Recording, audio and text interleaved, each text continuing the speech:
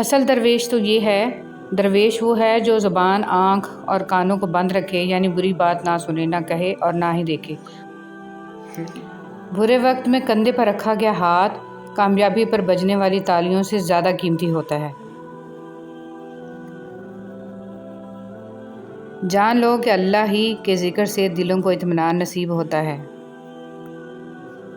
فکر آخرت وہ چیز ہے جو انسان کو ہر جگہ ہر شر سے محفوظ رکھ سکتی ہے۔ گندے پانی میں جتنا مرضی صاف پانی ملاؤ وہ کبھی صاف نہیں ہوگا، اور صاف پانی میں تھوڑا سا بھی گندا پانی ملا دو تو پانی گندا ہو جاتا ہے۔ ہمیشہ اچھے لوگوں کی صحبت میں رہو، ورنہ گندے لوگ تمہیں بھی گندا کر دیں گے۔ خدا سے بھی ملاتا ہے محمد صلی اللہ علیہ وسلم نام ایسا ہے، میں صدقے میں قربان محمد صلی اللہ علیہ وسلم۔ بندہ خفا ہو جائے بس رحمان خفا نہ ہو۔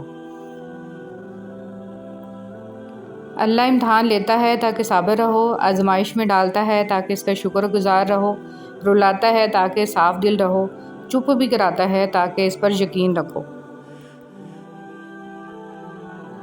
بڑے مجمع میں ایک شخص نے امام حسن رضی اللہ تعالیٰ عنہ سے کہا کہ آپ کا باپ علی رضی اللہ تعالیٰ عنہ زیادہ سخی تھا یا حاتم؟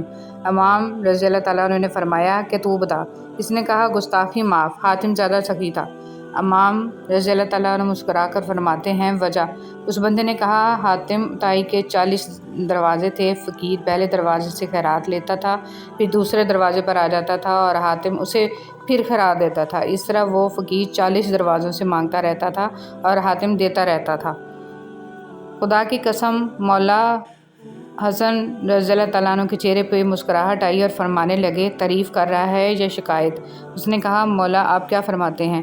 امام نے فرمایا سن، حاتم پہلے دروازے سے فقیر کو خیرات دیتا تھا، لیکن فقیر کو ضرورت رہ جاتی تھی، اس لیے وہ دوسرے دروازے پر آ کر مانگتا تھا، پھر تیسرے سے بھی، اور اسی طرح 40 دروازوں تک جاتا تھا۔ لیکن جسے علی رضی اللہ تعالیٰ عنہ ایک بار دے دیتا ہے، اسے پھر در در مانگنے کی ضرورت نہیں رہتی۔ دوسروں کی مدد کیا کرو، خدا تمہاری مدد کرے گا۔ دوسروں کو سکون دینے والا کبھی بے سکون نہیں رہتا۔ ہم جس احسان فراموش معاشرے کا حصہ ہیں، وہاں سونے کی پلیٹ میں بھی کچھ دیا جائے تو چمچہ نہ ہونے کا شکوہ بہرحال رہتا ہے۔ جس شخص کو اللہ کے ہر کام میں حکمت سمجھ آ جائے، وہ زندگی میں کسی بھی واقعے کے رونما ہونے پر شکوہ نہیں کرتا، صرف تسلیم کرتا ہے، مصیبت کا مقابلہ صبر سے اور نعمتوں کی حفاظت شکر سے۔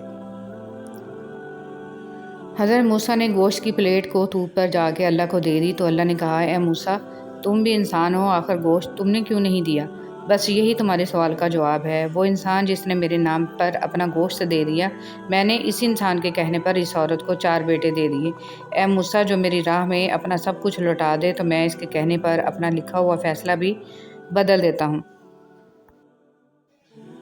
نوح علیہ السلام کا بیٹا جہنم میں، ابراہیم علیہ السلام کے والد جہنم میں، لوط علیہ السلام کی بیوی جہنم میں، نبی صلی اللہ علیہ وسلم کے چچا اور علی رضی اللہ تعالیٰ عنہ کے والد جہنم میں، اور فرعون کی بیوی جنت میں۔ کون کس کا کیا لگتا ہے، اللہ کو اس بات کی پرواہ نہیں ہے۔ اللہ کے ہاں صرف شرک سے پاک ایمان کی قدر ہے۔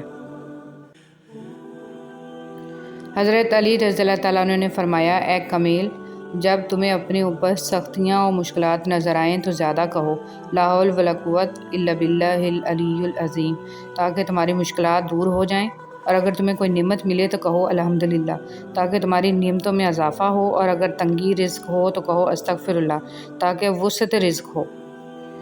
درویش کسے کہتے ہیں؟ درویش 2 لفظوں سے مل کر بنا ہے، در جس کا مطلب ہے موتی اور ویش جس کا مطلب ہے بکھرنا۔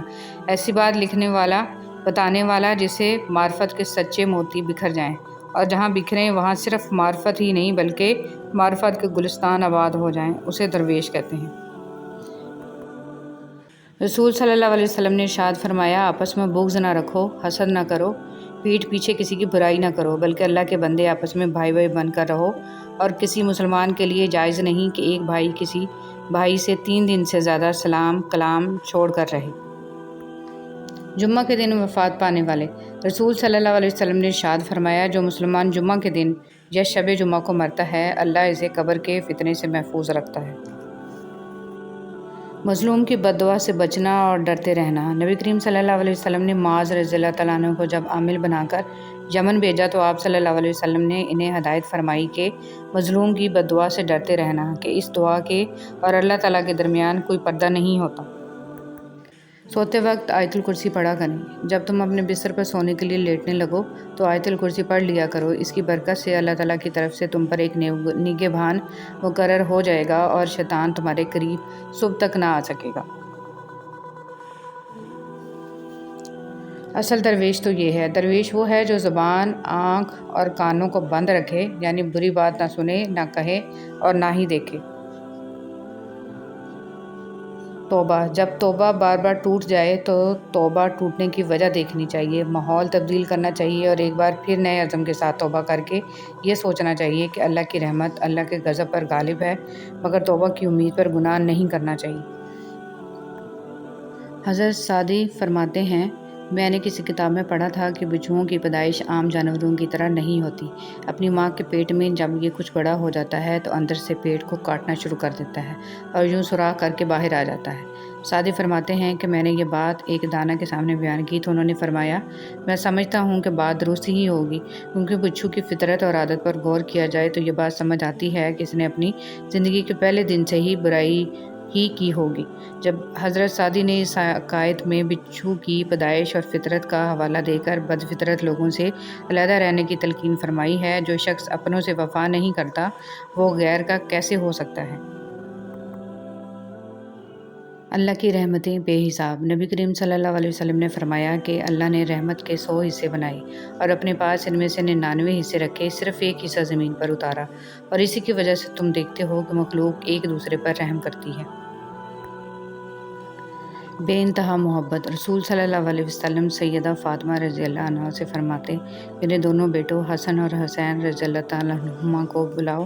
پھر آپ صلی اللہ علیہ وسلم انہیں چومتے اور انہیں اپنے سینے سے لگاتے۔